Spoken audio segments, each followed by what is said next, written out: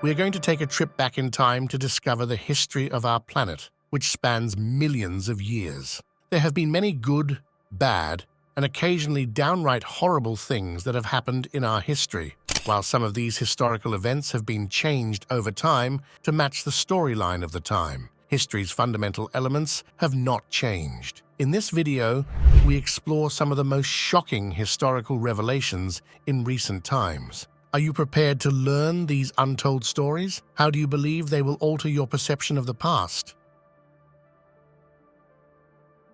It's possible that Adolf Hitler was the worst person in human history. The Second World War resulted from the harsh campaign against Jews carried out by the Nazi dictator. Prolonged and fierce warfare devastated nations, devastated the economy, and claimed millions of lives. Even though the head of Nazi Germany has been dead for quite some time, new information about Adolf Hitler has only recently come to light. The Nazi dictator was known to be a huge Disney movie fan. Because of fabricated anti-American sentiment, he outlawed American films, but he thought that Disney's Snow White and the Seven Dwarfs was the best animated film. One of the Walt Disney Company's founders, Roy Disney, sold Snow Whites to the Nazi Ministry of Propaganda in 1938 while on a trip to Germany. Given that the copy was sent straight away to Hitler, it is known that no German was able to view it and screened in his personal theater. Adolf Hitler used to like painting and drawing Disney characters when he was a student. He kept up his daily drawing habit even after taking over as dictator of Nazi Germany. He went to watch cartoons after dinner, but he remained the same cruel person as before. The director of a Norwegian university recently found drawings by Adolf Hitler predated in the year 1900. The shy and docile characters from Snow White and the Seven Dwarfs bearing the Hitler's signature, an incomplete drawing of Pinocchio, attest to his passion for Disney. It is difficult to accept that a leader whose actions caused the Second World War painted pictures and commanded an army nearly simultaneously, but the examination of the painting and the calligraphy proved that it was not a fake. The conflict itself and its aftermath alone made the Second World War the most horrific and consequential event in human history. It is commonly known that the war's trajectory shifted following the US. Hiroshima and Nagasaki, two Japanese cities, were struck by atomic bombs dropped by the army. The locals swiftly cleared away everything the bombs had left behind, even though it would have disastrous results, but they were met with a terrifying sight. These were the dark silhouettes of people and some of the things that the explosion had destroyed, like couples and their cars, kids and their bicycles. Shadows of the dead became the given name to this phenomenon very quickly. They are a potent reminder of the devastation caused by the bombs that fell on Hiroshima and Nagasaki. Scientists believe Hiroshima's shadows are caused by nuclear bomb-light radiation. The phenomenon is comparable to the appearance of a regular shadow because something obscured the radiation's path behind the object. The radiation from an atomic explosion is so powerful that it causes many surfaces to change in color and characteristics. Unprotected individuals within the light radiation's radius experienced carbonization-level burns, leaving unburned shadows behind. A few of them made it through, but they soon perished from burns and other wounds. There are still some shadows, almost 8 decades after the explosion, serving as a constant reminder of the horrific damage that war causes. In ancient Rome, a unique show enthralled the public. Roman gladiators, idealized in stories and movies, lived a harsh life. Have you wondered how these warriors lived outside the arena's blood-stained sands? Roman gladiators, slaves, prisoners of war, or convicted criminals lived brutally. Gladiatorial schools trained them to kill. These schools were like jails, with intense instruction and discipline. Gladiators were trained in both combat skills and crowd-pleasing talents because their value relied on their ability to delight spectators. Historical records contradict the idea that most gladiator battles resulted in death. Gladiators were important to their trainers, therefore death fights were rare and reserved for special occasions. Victorious gladiators gained fame and love, but death was always near. The audience's thumbs up or thumbs down gesture often decided their fate. Outside the arena, stardom and slavery coexisted. Successful gladiators were celebrities, with their portraits on pottery and paintings and their names screamed by crowds. They were enslaved and lived in chains. Some were able to escape the arena, but many were stuck in this circle of violence till death. After Christianity took over the Roman Empire, gladiatorial games ended. After moral opposition to the bloodshed, gladiatorial fights declined until 404 AD. Roman gladiators lived a tough and difficult life behind myth. How does this historical reality affect our view of these ancient warriors, and what can we learn from them? Throughout his career, American inventor and businessman Thomas Edison was widely acknowledged. In the US, he was granted 1,093 patents. In other nations, he was granted over 3,000. The phonograph, a device for recording and reproducing sound, is credited to Thomas Edison. The inventor also invented one of the first commercially successful versions of the incandescent light bulb, perfected the telephone and telegraph, and suggested greeting people with hello at the start of a conversation. Like all inventors, Thomas Edison produced a great deal of useful things, but he also had a number of commercial failures. Most notably, there were phonographic dolls for sale that were terrifying. Thomas created the first doll in 1877. It was a 22-inch girl with a tiny detachable phonograph that played a kid's song. The doll was created by Edison's company and put into mass production in 1890. With its comparatively compact size and phonograph that played poetry, the toy was revolutionary. The child just needed to turn the handle on the doll's back to start the mechanism, which made it start to sing. Although it might have seemed that a product this revolutionary would be in high demand, this was not the case. While development and experimentation took years, sales only lasted 6 weeks. The phonographic doll manufactured by Edison was a commercial failure because not everyone enjoyed turning the handle to make it sing. The wax discs in the form of rings also quickly wore down, cracked, and deformed. The voice of the dolls, which scared kids and was better suited for contemporary horror movies, was another turnoff. One of the most intricate and fascinating topics in the modern world is religion. It wasn't always this way. In the past, the Pope nearly started a pandemic by exaggerating his religious convictions.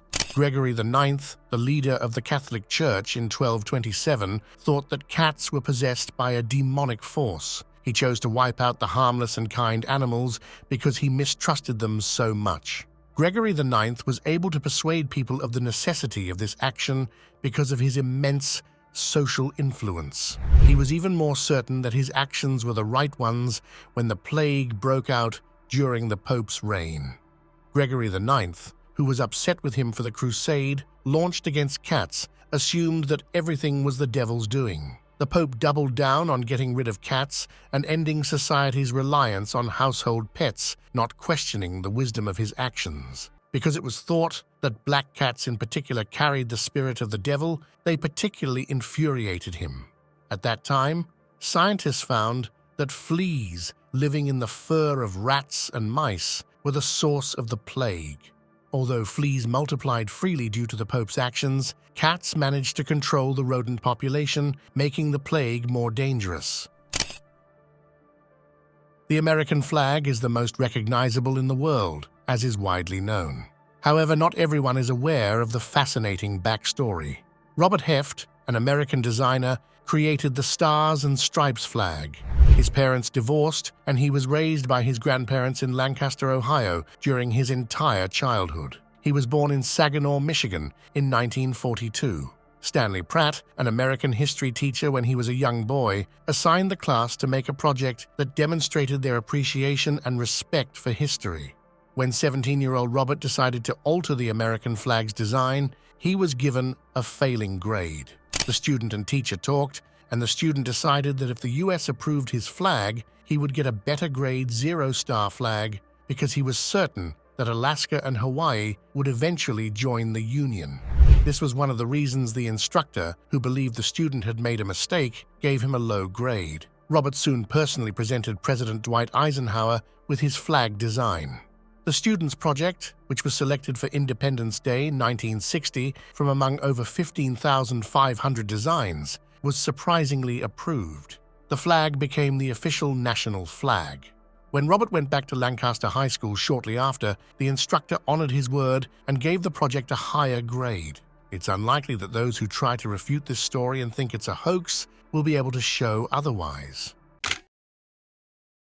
Genghis Khan would surely be on anyone's list of the worst individuals in human history if asked to compile one. Without a doubt, everyone is familiar with the name of the man who established the Mongol Empire, the most powerful military empire in history. He rose to fame in the 12th century for his exploits, successfully bringing together multiple tribes in Mongolia to form the largest state in human history. During the height of the Mongol Empire, Genghis Khan was a cruel dictator who ruled over territories spanning from the Pacific to the Baltic Sea. He was ruthless toward other people, conquering new lands by plundering, murdering, and destroying the local populace in foreign lands. Over 40 million people lost their lives as a result of the empire, which occupied 22% of the planet's surface. Remarkably, the Mongols conquered so many countries that they had an impact on global warming. The Mongols slaughtered so many people during their period of intense military conquest that they left burned and desolate areas behind. After the land was cleared, trees were able to reappear and create entire forests. Scientists estimate that 700 million tons of carbon were removed from the atmosphere as a result of the Mongol Empire's actions. The only historical person to have had an impact on the climate is Genghis Khan, but he had to take the lives of millions of people in order to do so. Do these compromises justify stopping global warming?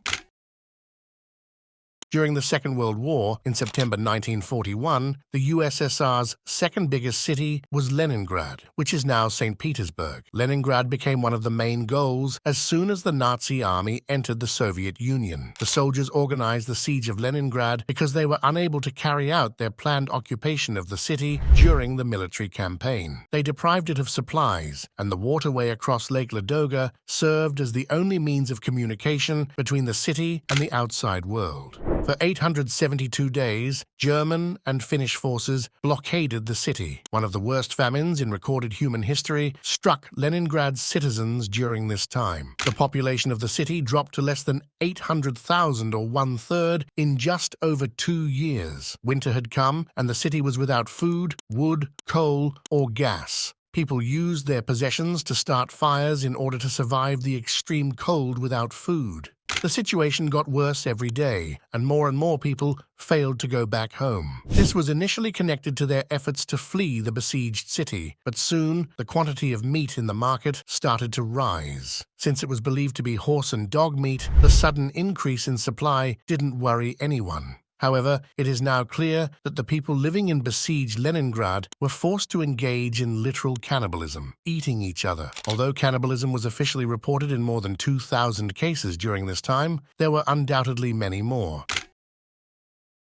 Among the greatest empires in human history was the Egyptian one. Some of the pharaoh's acts were on the verge of insanity because of their unbridled authority and influence. At the age of 6, Pepi II succeeded his elder brother Merenre as king. Scientists estimate that although he ruled for slightly more than 30 years, he had little influence over the Egyptian empire and was a passive leader. He created history at the same time because of his peculiar aversion to beetles and flies. Pepi II's genuine dislike of insects can be attributed to his youth at the time of his coronation. Even though the pharaoh was a child, his acts were shocking and disgusting. Pepi II stayed close to nude slaves who were completely covered in honey in an attempt to divert the insect's attention away from him. His fears had left its victims covered in boils, ulcers, and scars. Some even had malaria and cholera.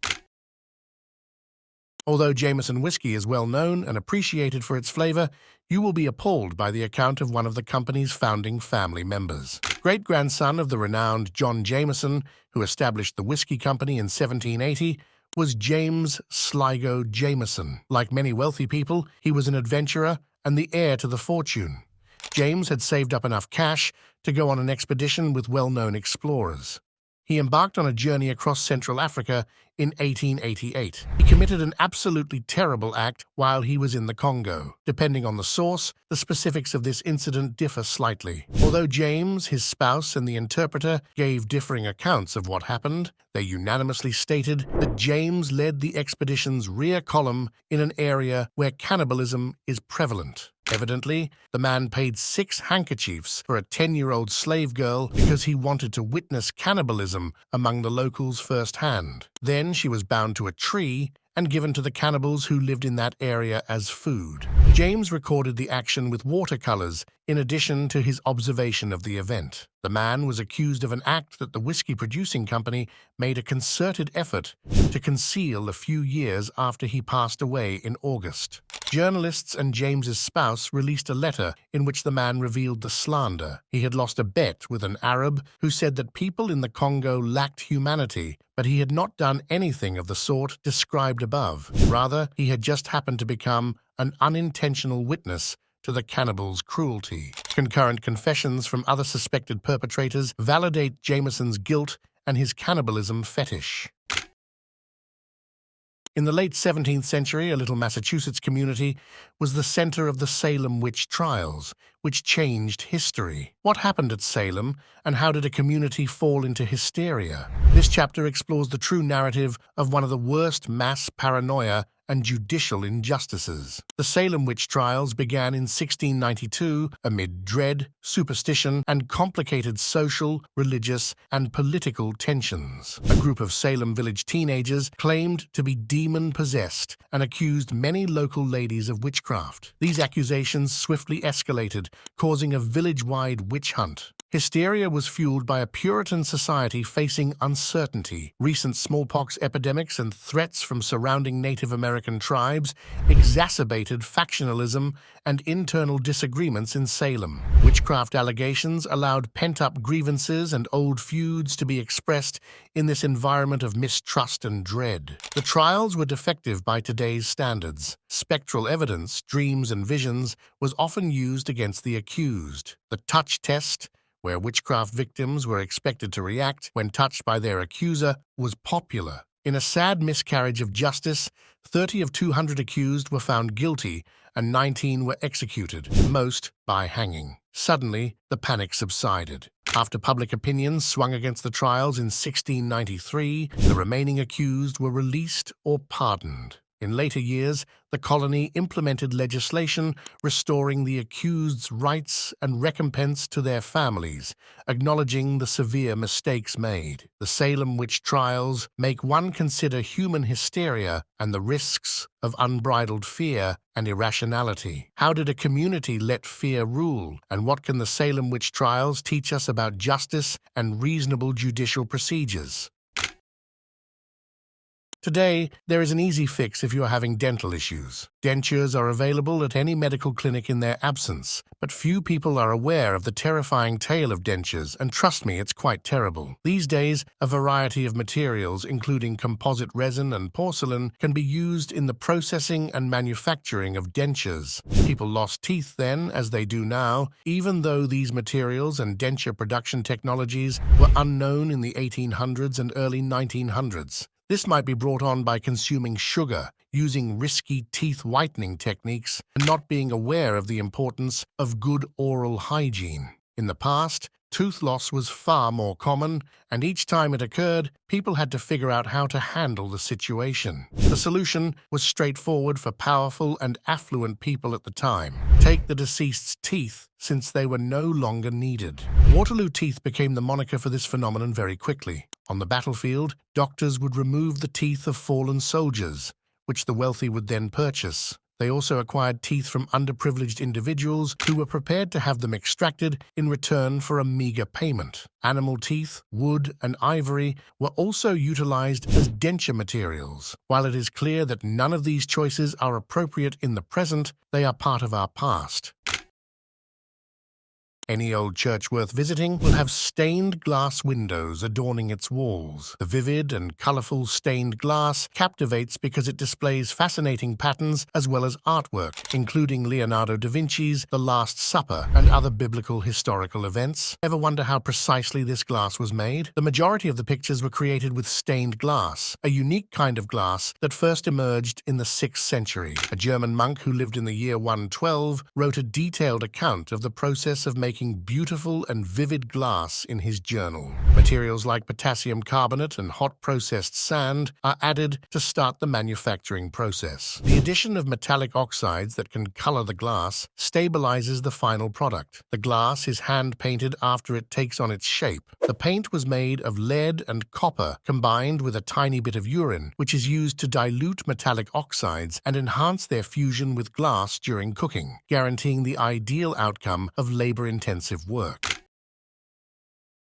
An incubator is now a necessary component of any hospital. Premature babies are given a chance at life by these devices, which save their lives. One person's peculiar and somewhat controversial efforts resulted in the invention of incubators. American physician Martin Couney trained under and worked with Dr. Pierre Constant Boudin, who is credited with creating contemporary neonatal medicine. In 1897, Martin created the original incubator concept and shared it with the world. Physicians rejected the invention because they didn't think it was useful. The high premature baby death rate and the then exorbitant $5,000 cost of building an incubator were two of the factors influencing their indecision. Martin had no doubts that his technology would eventually be accepted and acknowledged globally, having used the incubator to save his own daughter. He arranged multiple exhibitions at Coney Island, where he displayed premature babies living in incubators, knowing that people enjoy seeing strange things. Visitors paid handsomely to witness this, so Martin was able to raise the funds required to keep developing the mechanism. Between 6,500 and 7,000 babies are thought to have been saved by the physician during his career. Martin's lack of education was revealed over time, and no academic organization could validate his claims. While some hailed him as a savior, others accused him of being inhumane to the babies he used, treating them like animals in a zoo. It was at an agricultural show that Martin saw the device's working principle demonstrated by an incubator for chicken eggs. Thinking that humans might be used in a similar way, he put together a plexiglass box and attached an oxygen tube to it. He accomplished remarkable results and gave premature babies a chance at life and a happy future by controlling temperature, humidity, and oxygen levels. One of the most terrible and haunting stories of the 20th century is the 1912 Titanic sinking. Beyond the Titanic's tragic first voyage, many unknown anecdotes and lesser-known truths enrich its legacy. This chapter delves into these hidden tales to illuminate this great tragedy. The Titanic was a marvel of human innovation and luxury, but underlying its majesty were stories of human error, technology limitations, and neglected safety procedures. One story involves insufficient lifeboats. Due to outmoded maritime safety standards and a desire to protect the ship's deck aesthetics, the Titanic only carried lifeboats for half of its 3,500 passengers and crew. A microcosm of early 20th century society, the passengers and crew's story is untold. Each passenger had a distinct narrative, from wealthy business people and celebrities to immigrants seeking a fresh life in America. Some of these stories feature heroes like the musicians who played to comfort passengers as the ship sank, or the engineers who worked valiantly to delay the inevitable to save as many lives as possible. The Titanic's tragedy changed maritime rules and procedures. Its legacy included the International Ice Patrol to monitor North Atlantic icebergs and new laws requiring all ships to have enough lifeboats and continuous radio watch. The Titanic's tale continues after its sinking. After decades, Robert Ballard and his team found its wreckage in 1985, sparking renewed curiosity and new insights into the ship's final hours. From building to its sinking, the Titanic's story is one of human endeavor, folly, and emotion. How can lesser-known Titanic stories change our view of the tragedy, and what can we learn from the depths? That concludes our tour through the historical narratives. There is always more to discover about the past, which is full of surprises. Which captivating tale do you think should be taught in schools more frequently? Tell us in the comments below.